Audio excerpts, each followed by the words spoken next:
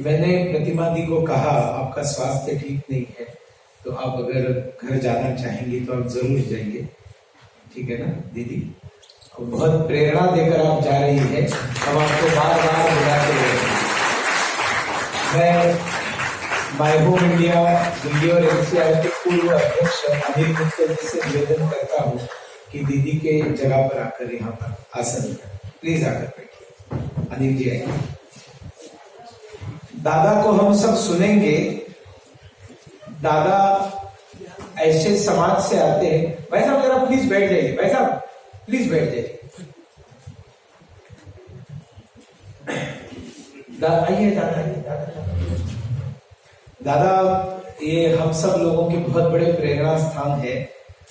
महाराष्ट्र प्रांत के संघ के प्रांत कार्यवाह रह चुके हैं, पश्चिम क्षेत्र के क्षेत्र बौद्धिक प्रमुख रह चुके हैं, और कोंकण एरिया में ये जो भटके विमुक्त समाज है, नोमैडिक ट्राइब्स है, जो अंग्रेजों के खिलाफ लड़े और अंग्रेजों के अन्याय से बचने के लिए छापामार पद्धति से लड़ने के लिए जंगलों में जाकर रहे। जैसे भाऊ आपने बताया ना कि आज जिनको जिनको ये इकोसिस्टम क्रिटिसाइज करती है वो कल के महात्मा बनने वाले हैं। तो अंग्रेज जिन जिन को क्रिमिनल कहते थे वो वास्तविक में स्वाधीनता सेनानी थे, और ऐसे अंग्रेजों ने जिन लोगों को बॉर्न क्रिमिनल्स कहा, मतलब बच्चे ने जन्म लिया तो वो क्रिमिनल हो गया, ऐसा अंग्रेजों ने कानून पास किया था। उस बॉर्न क्रिमिनल कहे जाने वाले समाजों में से दादा इलाते एक है। और ये राष्ट्रीय स्वयंसेवक संघ का बड़प्पन है कि ऐसे एक व्यक्ति को, मतलब इनके बारे में मैं ज्यादा बोलूंगा तो आंसू आ जाएंगे मेरे, लेकिन ऐसे व्यक्ति को प्रांत कार्यवाह अगर बन सकता है सम्मान के साथ, महाराष्ट्र जैसे बड़े प्रांत के कार्यवाह बन सकते हैं, अपने आप में राष्ट्रीय स्वयंसेवक संघ का जो एक गुण दिखाता है कि हमारे अंदर किसी भी प्रकार के जाति भेद या उच्च नीचता का कोई लवलेश भी नहीं है। योग्यता के आधार पर व्यक्ति को अपना अपना स्थान मिलता है, ऐसा संघ है। और ऐसे संघ ने जो अनेक लोग इस देश को दिए, उनमें से ये अनेक कमल पुष्पों में से ये कमल पुष्प है जो आपके सामने अपना विषय रखेंगे। वो जन्मजात गुनहगारी का कानून इस महामानव के कारण खत्म हुआ, तो उनको भी हमने धन्यवाद देना चाहिए। बाबा साहेब अम्बेडकर जी को धन्यवाद देना चाहिए कि वो जो कानून अंग्रेजों ने बनाया था उसको खत्म करने का काम डॉक्टर बाबा साहेब अम्बेडकर जी ने किया था।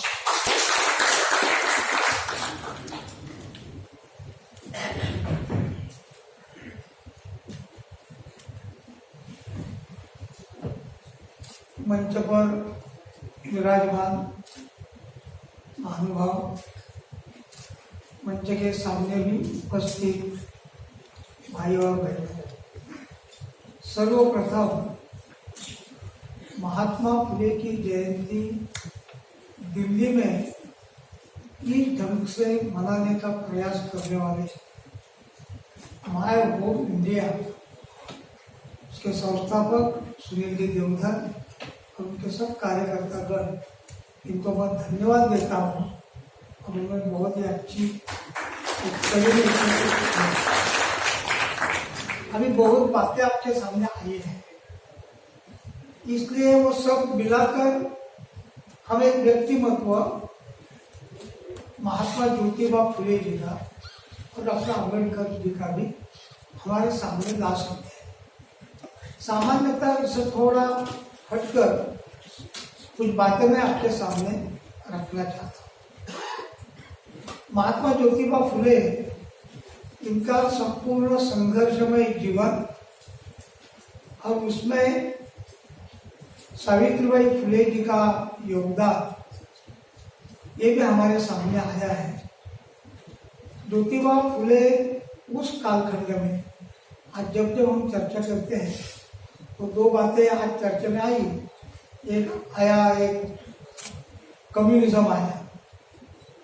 कम्युनिज्म का जिन्होंने दास कैपिटल लिखा, कार्ल मार्क्स है, वो कार्ल मार्क्स जब दास कैपिटल लिख रहा था उसी समय 1848 में महात्मा ज्योतिबा फुले लड़कियों के लिए स्कूल चला रहा था। जो लिख रहा था ऐसा होना चाहिए वैसा होना चाहिए, आप जो बातें हम बताते सुनते हैं, वो ओरिजिनली कार्ल मार्क्स का बाप ही है हमारे ज्योतिबा फुले। वो इसका तो उसी करता। क्रमांक 1, महात्मा ज्योतिबा फुले ने जो काम हमारे सामने किया वो हिंदू समाज संगठित हो, अलग अलग प्रकार की जो कुरीतियां है उसमें से वो भागी हटे, एक निर्दोष हिंदू समाज निर्माण हो, तो उन्होंने प्रयास किया। इसके लिए सब उनका संघर्ष है। ये जो संघर्ष जब चलता है तो उसमें से आगे चलकर क्या क्या निकलता है। अभी आपने सुना कि उनका जन्म है 1827 का। उन्होंने क्या काम किया हम अधोरेखित कर रहे हैं, लेकिन उसको जब 100 बरस हो गए, उस समय 1927 में डॉक्टर अंबेडकर जी को पानी पीने के लिए महाड़ में संघर्ष करना पड़ा। इतने स्लो प्रोसेस है। उस समय उन्होंने जो किया उसका एक एक अनुचरण आगे चलकर जो हुआ है वो यदि हम देखेंगे तो आज के परिप्रेक्ष्य में वो कहाँ बैठता है वो हमें देखना है। महात्मा फुले और बाबा साहब अम्बेडकर तो नाम तो है। बाबा साहब अम्बेडकर के 3 गुरु थे, भगवान बुद्ध, बाद में महात्मा ज्योतिबा फुले और जो दोहे लिखने वाले हमारे कबीर हैं, वो 3 उनके गुरु हैं। उसमें गुरु ने जो बताया, अभी जितनी बातें आई है आपने ध्यान उसके ऊपर केंद्रित करो। उस बातों का मुझे डॉक्टर बाबा साहब अम्बेडकर ने संविधान के प्रियम्बल में सब बातें लाई। संविधान का प्रियम्बल, उसमें जो जो बातें हैं वो सब बातें उन्होंने अपने इकट्ठे किए हैं। तो एक पहली बात, जो उनको गुरु मानते थे, गुरु ने जो बताया वो सामान्यतः सब प्रियम्बल में लाया, उसके आधार पर हमारा संविधान। तो गुरु शिष्य का जो नाता है वो भी इसमें से अधोरेखित हो जाएगा। महात्मा फुले ने जो जो काम किया, मानो लड़कियां उनके शिक्षा के लिए उन्होंने किया, हमने देखा। आगे चलकर ये जो हिंदू कोड बिल लाया डॉक्टर बाबा साहब अम्बेडकर ने, और महिलाओं को उनको जो असमानता थी, उनको न्याय नहीं मिल रहा था, इसके लिए हिंदू कोड बिल लाया। और जब वो मान नहीं लिया गया तब उन्होंने रिजाइन कर दिया मिनिस्ट्री से। वही लड़कियों के लिए जो महात्मा ज्योतिबा फुले कर रहे थे वही आगे चलकर वही कर रहे हैं। अभी देखो शिक्षा के लिए उन्होंने किया, हम बता रहे हैं। अभी सामाजिक समरसता नाम का किताब नरेंद्र मोदी जी ने लिखा है। उसमें उन्होंने लिखा है कि जब जून महीना आता है, मास आता है, तो स्कूल शुरू होते हैं, तो मोदी जी क्या करते थे कि जिस कोई गांव सिलेक्ट करते थे और वहां के सब शिक्षक, शिक्षा के अधिकारी, वहां के शिक्षक, वहां के उनके अभिभावक, वो स्वयं घर घर जाकर वहां कोई पढ़ने में दिक्कत आएगा, स्कूल में कोई नहीं आया है, ये देखने वाला जब वो चीफ मिनिस्टर थे।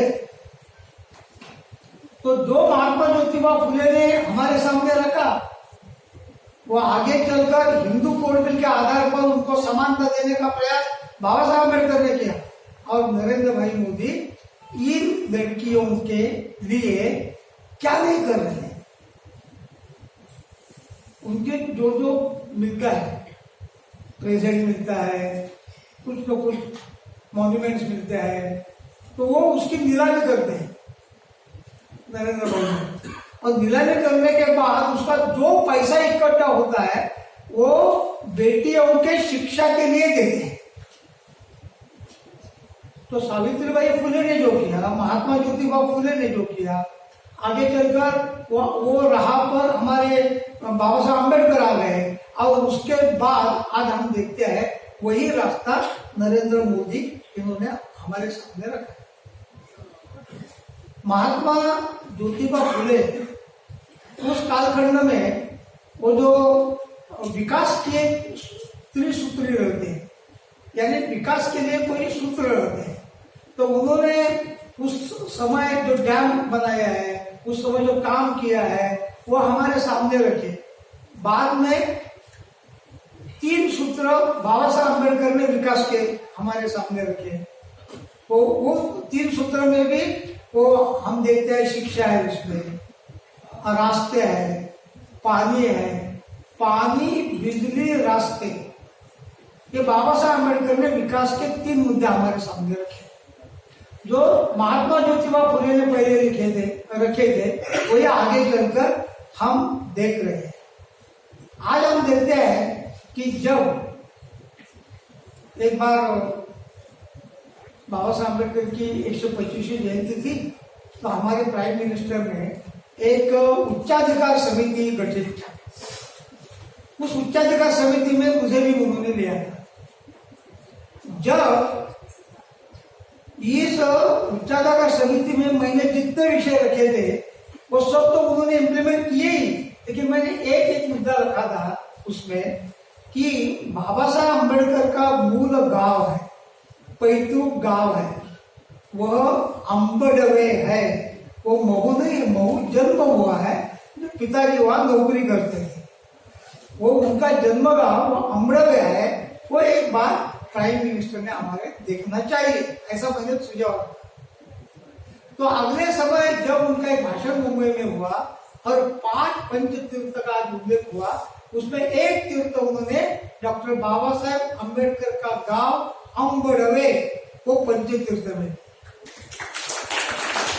कैसी दृष्टि कैसी जाए? यदि दृष्टि होते हैं तो जो बातें 200 वर्ष के पहले भी शुरू हुई थी, लेकिन आज क्या अवस्था में उसकी स्थिति क्या है?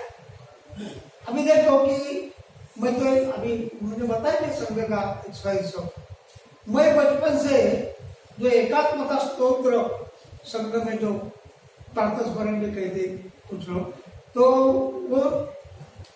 वो एक बागे रहते कि तो हमारे सब एक्टिविटी का शुरुआत वही से होती है। उसमें हम क्या बोलते हैं? उसमें हम एक उल्लेख ऐसा करते हैं, ठक्करो भीमरावश्च फुले नारायणो गुरु।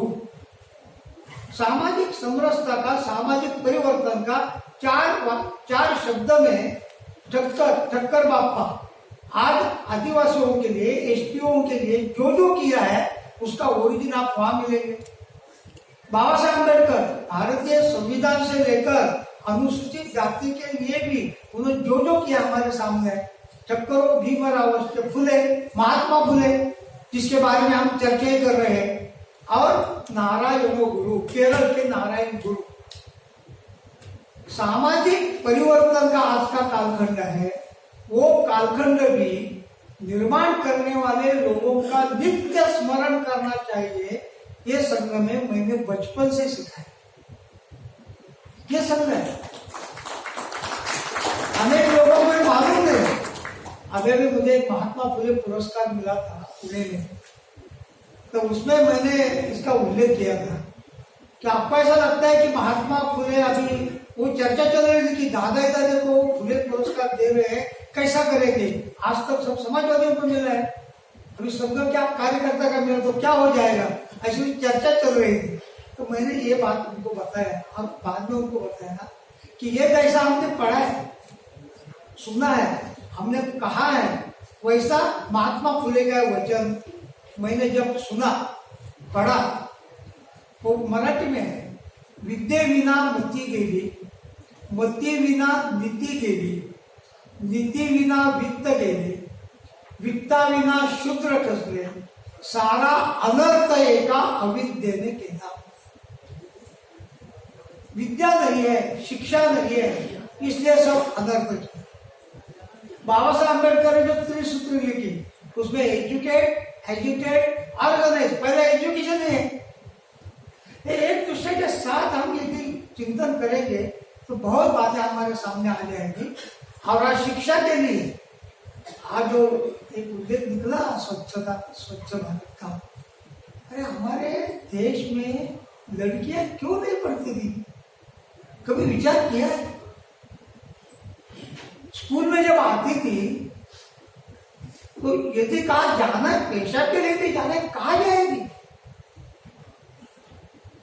इसका अत्यंत गंभीरता से विचार हमारे आज के प्राइम मिनिस्टर ने किया। और उन्होंने स्वयं पता है कि लोग मुझे बोलते हैं कि प्राइम मिनिस्टर ऐसे बोल सकते हैं क्या, स्वच्छ भारत करो, तो उनका काम है क्या? लेकिन ओरिजिन उसमें क्या है हम ध्यान में लेना चाहिए। तो ये जो बातें एक दूसरे से जुड़ी हुई है और हमारे सामने उन्हें जो तत्व ज्ञान रखा है उसके आधार पर हमें आगे जाना है।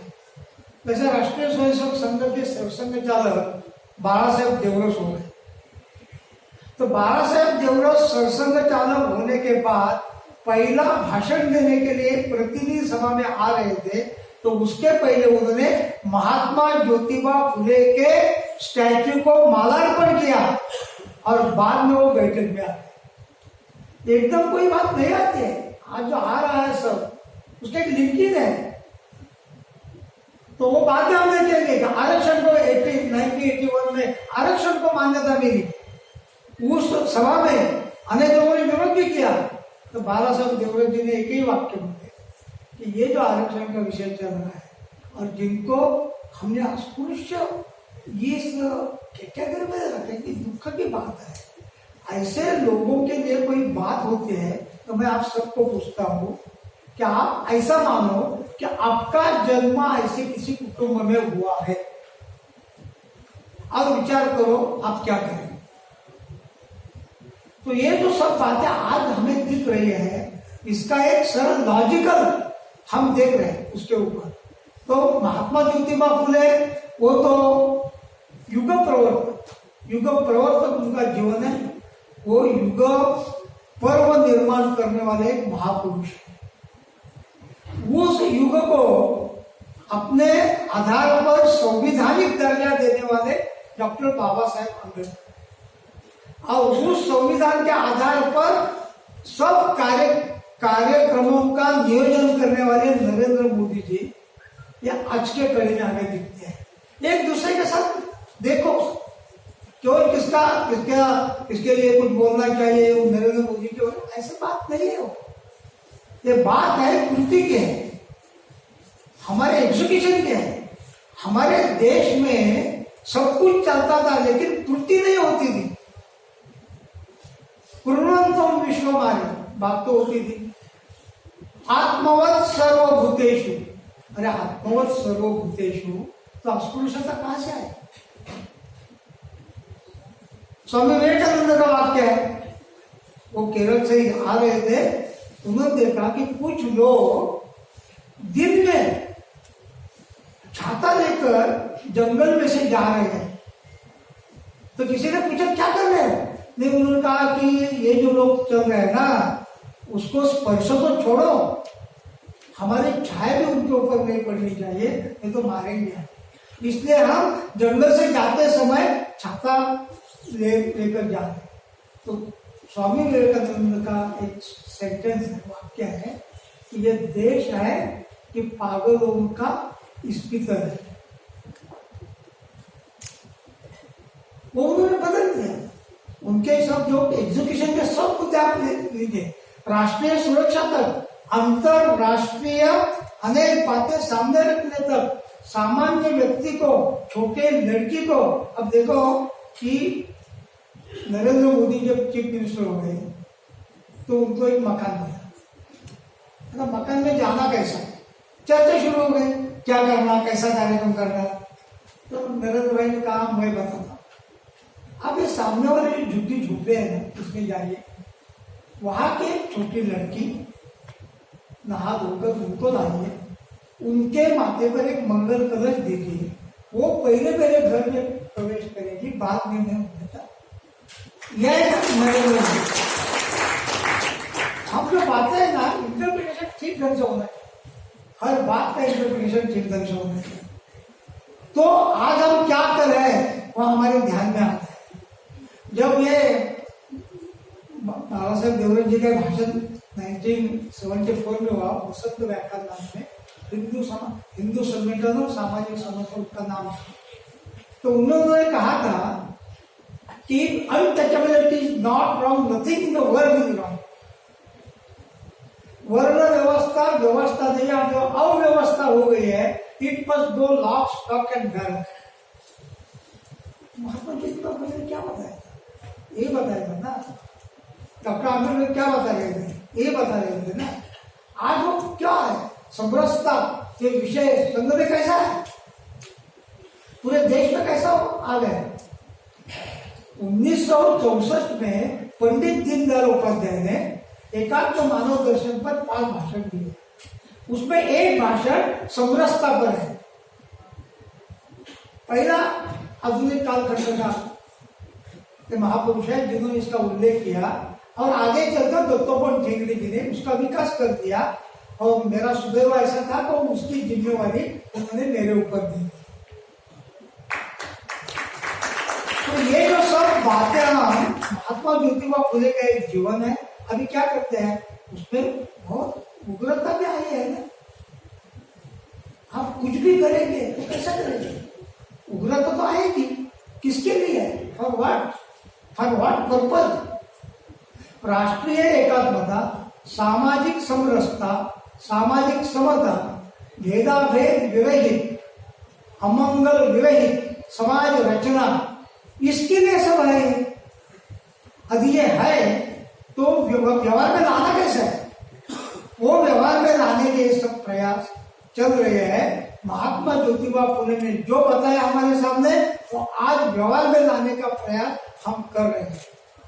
हर बात का कर रहे हैं। बहुत बात मैं इस पर और बहुत समय बोल सकता हूँ, लेकिन अभी समय भी बहुत हो गया है, और वक्त भी अभी बोलने वाले हैं। तो मुझे ऐसा लगता है कि महात्मा ज्योतिबा फुले से लेकर आज के कालखंड में सामाजिक समरसता किताब लिखने वाले हमारे नरेंद्र भाई मोदी, ये सब बीच में कॉन्स्टिट्यूशन है। इसके पहले महात्मा फुले ने लिखा है। एक सिरे में देख लीजिए, आपके ध्यान में आ जाएगा कि आज जो चल रहा है वो जो महात्मा फुले ने जो बताया है, ऐसे महापुरुष, अनेक महापुरुष है। मैंने वो श्लोक का नाम भी बताया आपको। अनेक महापुरुष है, इसमें से युग पुरुष जिसको हम कह सकते हैं, वैसे हमारे महात्मा ज्योतिबा फुले, उनकी जयंती आज हम यहाँ मना रहे हैं। इसलिए मैं फिर से मेरे पुराने मित्र सुनील देवधर, जिनको मैं प्रचारक रूप में मैंने देखा है, उनके पिताजी के साथ मैंने काम किया है, बहुत अच्छे ढंग से काम किया है। वही बहुत उनकी कंट्रीब्यूशन महाराष्ट्र के एक प्रबोधन में थी। ऐसा आज मैं उल्लेख करना चाहता हूँ कि आधुनिक हमारे महाराष्ट्र के आधुनिक प्रबोधनकार म्हणजे हमारे भाऊ कोरशेकर। कहाँ से निकले वो संदर्भ, कहाँ से लाएंगे? ऐसी अवस्था से लाएंगे ना, ऐसे अधिकारियों के महापुरुषों से जीवन से ही लाएंगे ना। तो इस कड़ी में आप इस ऊपर देखने का प्रयास करें, यह आपको रिक्वेस्ट करते हुए मैं मेरे वाणी को विराम देता हूँ। धन्यवाद।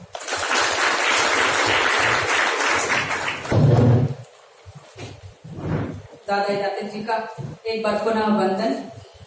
हमने महात्मा फुले जी, बाबा साहेब को पढ़ा है और आपने जिया है।